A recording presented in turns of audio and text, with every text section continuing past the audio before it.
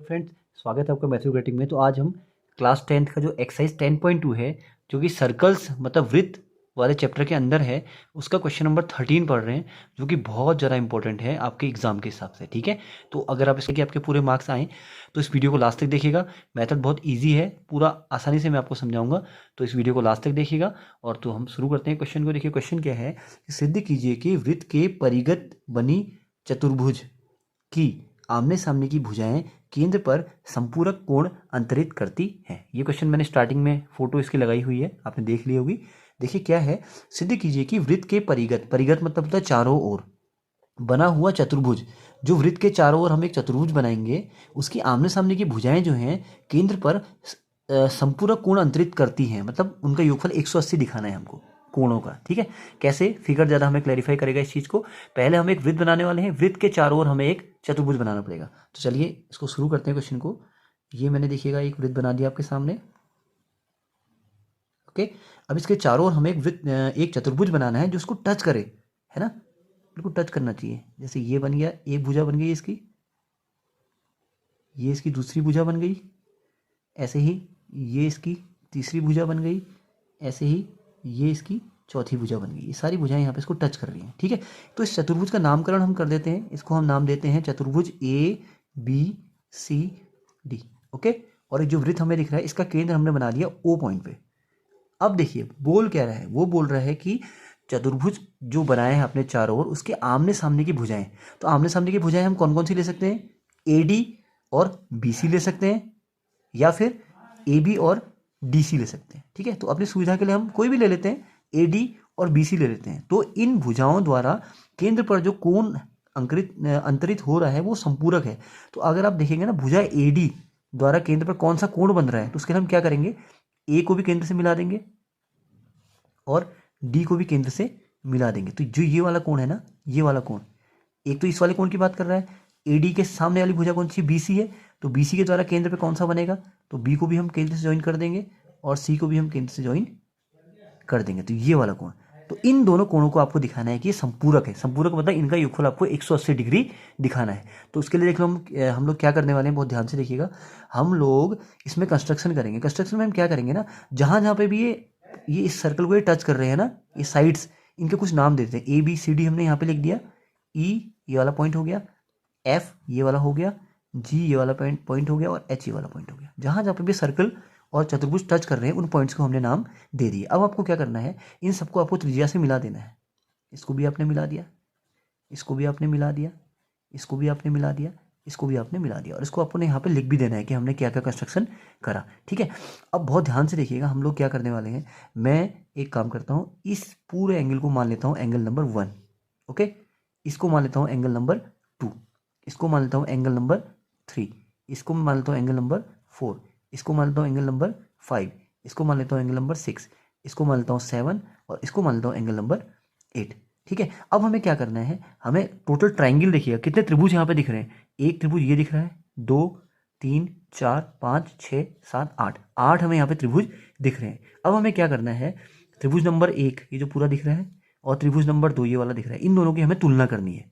ठीक है, मैं आपको पहले बताता हूँ, इन दोनों की हमें तुलना करके इनको सर्वांगसम दिखाना पड़ेगा, मतलब कॉन्ग्रुएंट दिखाना पड़ेगा। ठीक है, तो उसके लिए हम क्या करते हैं, ट्राइंगल का नाम लिखते हैं। ये वाला ट्राइंगल है OHD, ट्राइंगल OHD, तथा दूसरा वाला जो ट्राइंगल है OGD, OGD में हम इन ट्राइंगल को जब कंपेयर करेंगे, बहुत ध्यान से देखिएगा मैं क्या बताता हूँ, देखिएगा बहुत ध्यान से देखिएगा।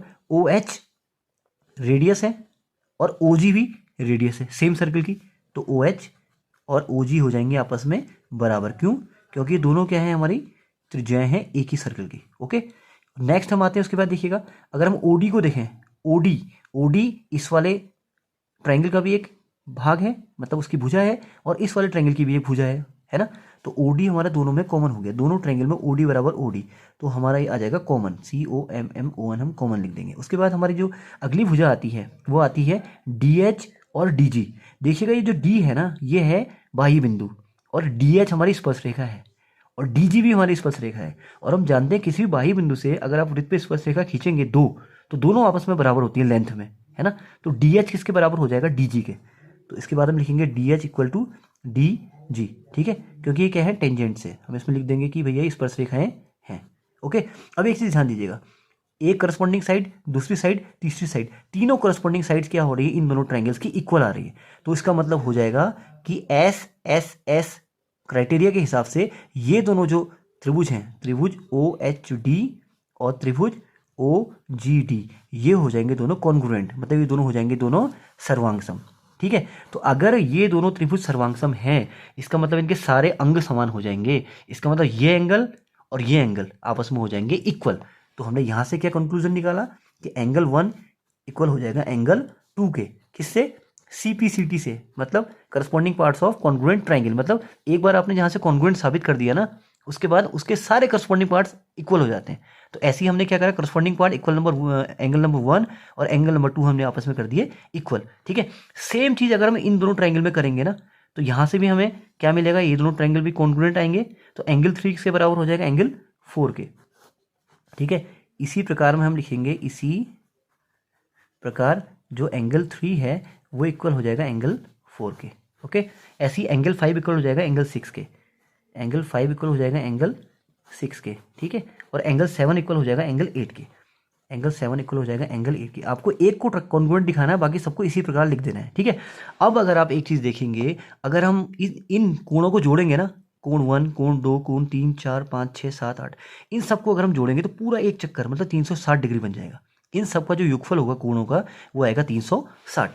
तो हम यहाँ पे लिख लेते हैं angle 1, angle 2 plus angle 3 plus angle 4 plus angle 5 plus angle 6 plus angle 7 plus angle 8 equal to हमारा जाएगा 360 डिग्री। ठीक है, अब देखिएगा हमें बात करनी है केवल इस वाले एंगल की और इस वाले एंगल की। ठीक है, तो इस वाले एंगल के अंदर क्या क्या आ रहा है, 1 आ रहा है और 8 आ रहा है, और इसमें आ रहा है 4 और 5। तो केवल 1, 8, 4, 5 यहाँ पे रहने चाहिए, 1, 8, 4, 5 यहाँ पे रहने चाहिए। बाकी सबको आप इसमें चेंज कर दीजिए। कैसे चेंज कर दीजिए, देखिएगा एंगल 1 को ऐसे रखिए, एंगल 2 हमने किसके बराबर दिखाया था, एंगल 1 के बराबर दिखाया था, तो इसकी जगह पे भी एंगल 1 लिख दीजिए।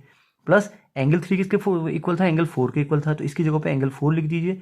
इस एंगल 4 को ऐसे ही उतार दीजिए, एंगल 5 को ऐसे ही उतार दीजिए।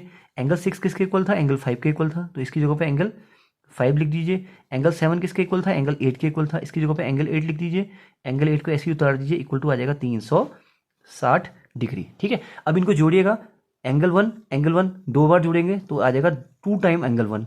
ऐसे एंगल 4 तो 2 time angle 4। Angle 5 2 time angle 5 plus angle 8 मिलकर आ जाएगा 2 बार एंगल 8 बराबर आ जाएगा 360। सबके पास 2 दिख रहा है आपको स्टार्टिंग में, तो सब में से 2 आप कॉमन निकाल लीजिए।